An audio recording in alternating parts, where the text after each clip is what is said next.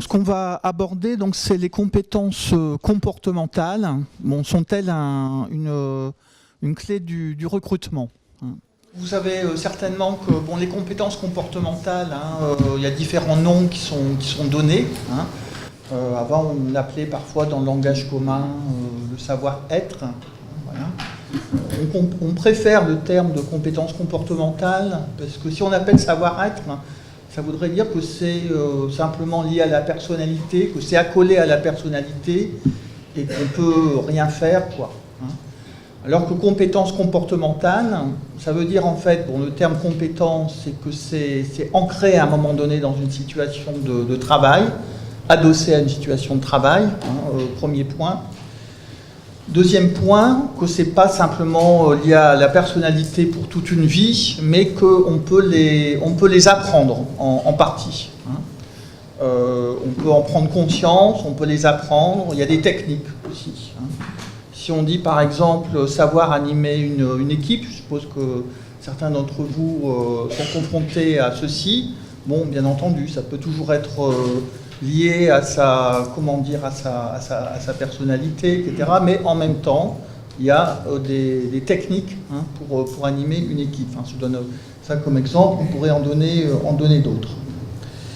On les appelle aussi parfois des soft skills, le terme anglo-saxon.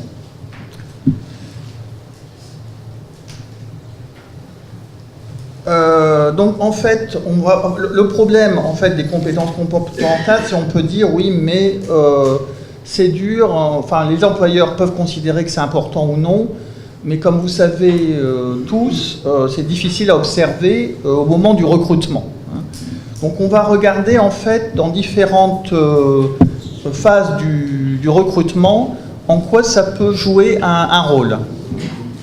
Alors le premier point, donc là c'est une enquête qui a été réalisée au niveau national auprès des employeurs, c'est regarder si elles sont mentionnées dans un CV.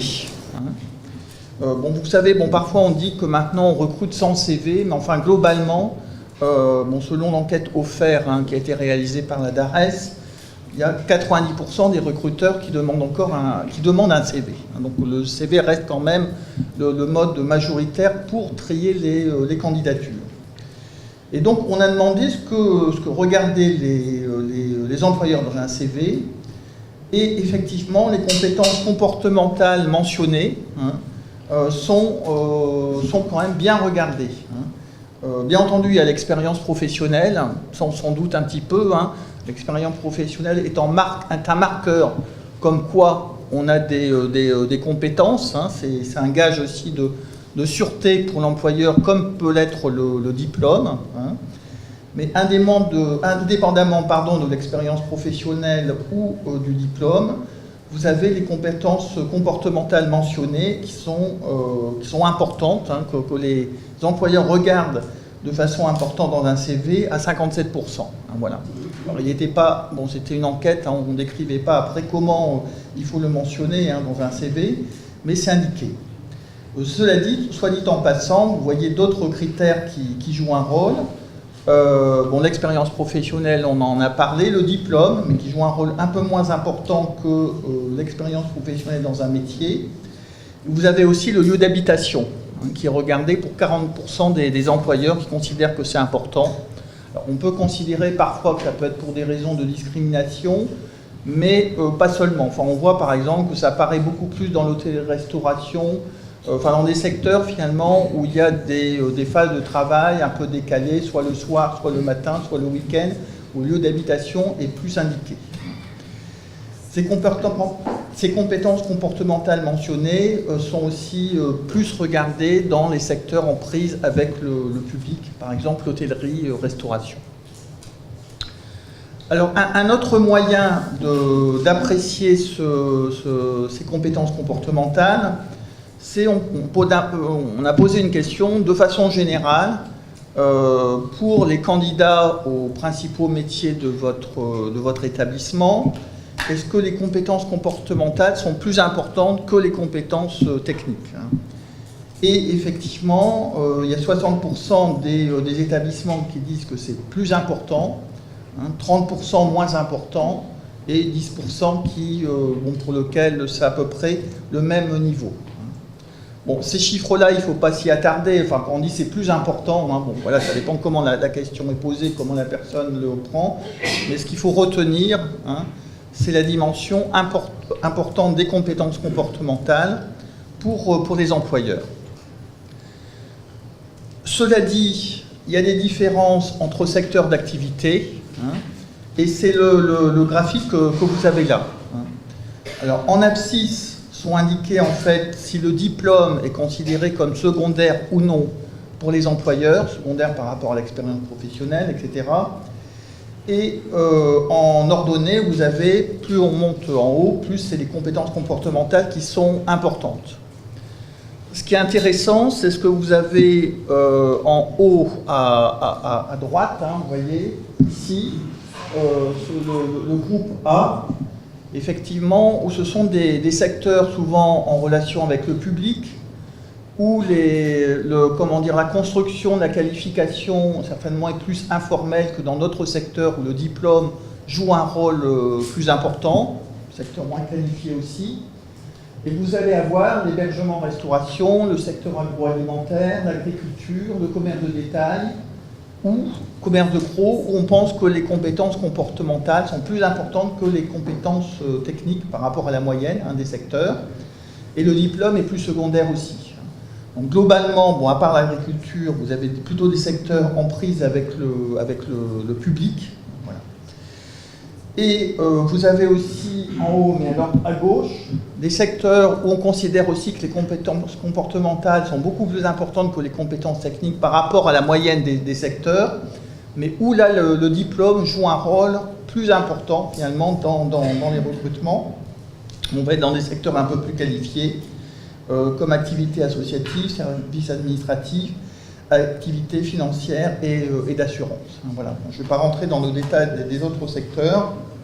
Ceux où les compétences techniques sont un peu plus importantes, comme la construction, et ceux où le diplôme joue un rôle très important, comme vous savez, avec des métiers plus réglementés, qui sont l'action sociale, la santé et l'administration publique et l'enseignement. Maintenant, si on rentre dans le détail de ces compétences comportementales, alors vous savez, il y a toujours plein de référentiels sur les compétences comportementales, on pourrait en citer 50, etc. Donc je ne vais pas rentrer dans le détail, mais là c'est à partir d'une enquête, en fait, de toujours cette même enquête qu'on a réalisée, où on demandait pour chaque compétence comportementale et par rapport à un métier donné, si effectivement les recruteurs considéraient que c'est vraiment indispensable. Et puis on regardait si les métiers, on demandait aux recruteurs de les classer. Donc globalement, le premier point, c'est de dire qu'effectivement pour les recruteurs, ces compétences comportementales jouent un rôle important, c'est considéré comme quelque chose d'important dans le recrutement et des qualités que doit avoir la personne, que ce soit l'autonomie, le travail en équipe, le sens des responsabilités, connaissance et respect des règles, ça c'est souvent beaucoup cité, capacité à s'organiser, capacité d'adaptation, capacité à actualiser ses connaissances, capacité d'initiative, créativité. Alors il y en a qui sont cités pour tous les métiers et d'autres pour lesquels il y a des différences assez fortes entre métiers, comme le sens de la relation client, qui bien entendu va être plus important dans les métiers en sens de la relation client, ou capacité à travailler sous pression et à gérer le stress. Ce qui est important à savoir aussi, indépendamment de ce constat global, souvent lorsque une compétence comportementale est citée globalement, parfois elle est citée davantage parce que c'est adossé à une situation de travail, bien entendu, où on a besoin de ces compétences comportementales. Donc par exemple, l'autonomie va être plus indiquée chez les attachés commerciaux, les ouvriers du second œuvre, les aides à domicile. Donc plutôt dans des métiers finalement où on travaille seul, enfin je veux dire on travaille seul, on n'est pas dans le cadre de l'entreprise, on doit se déplacer et par définition, justement, on doit savoir se débrouiller tout seul. Et donc ces métiers, enfin l'autonomie apparaît davantage. Le travail en équipe va apparaître, bien entendu, plutôt dans des métiers, effectivement, où globalement le collectif de travail joue un rôle plus important. Les ouvriers industriels, les gros-œuvres, la manutention, les professionnels de la santé et de l'action sociale, mais aussi les informaticiens, effectivement. Voilà. Alors, je ne vais pas rentrer dans le détail de chacun, des métiers, hein, vous pourrez le voir, mais effectivement, ne pas oublier que, je suppose que ça vous sera distribué, que les compétences comportementales jouent un rôle important, mais en fonction des métiers, effectivement, ça peut être certains métiers et d'autres. Connaissance et respect des règles, vous allez avoir, bien entendu, plutôt, par exemple, les ouvriers industriels, les comptables, les conducteurs de véhicules, par définition, les cuisiniers et aides-soignants. Ensuite, la spécificité des petits établissements. Donc, dans les petits établissements, il y a davantage le sens de la relation client, qui est indiqué. Toutes choses égales par ailleurs, un métier identique. Le sens de la relation client est davantage indiqué. Alors la polyvalence, c'est pas une compétence comportementale au sens strict, c'est plutôt savoir faire différentes tâches techniques, mais c'est important de savoir que c'est davantage dit. La disponibilité, qui n'est pas une compétence comportementale, mais qui est plus demandée dans les petits établissements. Alors, autre point, la motivation. On en parle souvent, la motivation n'est pas une compétence comportementale. Voilà, et puis chaque employeur va me demander, bien entendu, que les gens soient motivés. Soit dit, on a regardé là, en fait, les entreprises qui déclaraient qui ont des difficultés de recrutement, qui ont eu des difficultés de recrutement, et on leur demandait pourquoi. Et dans ce pourquoi, bien entendu, il y a différentes raisons qui sont associées. Il y a les compétences, pas simplement, ça peut être les conditions de travail. Et le premier, c'est manque de compétences techniques des candidats. Et apparaît ce manque de motivation. Voilà. Alors ça apparaît plutôt dans certains secteurs, l'agriculture, transport et entreposage, hébergement, restauration, établissement de moins de 5 salariés. Alors, on peut dire, oui, c'est des secteurs. Et ça apparaît aussi beaucoup plus dans des établissements où il y a un fort turnover. Donc, on peut dire, voilà, c'est lié aux conditions de travail, etc. Les gens ne sont pas motivés.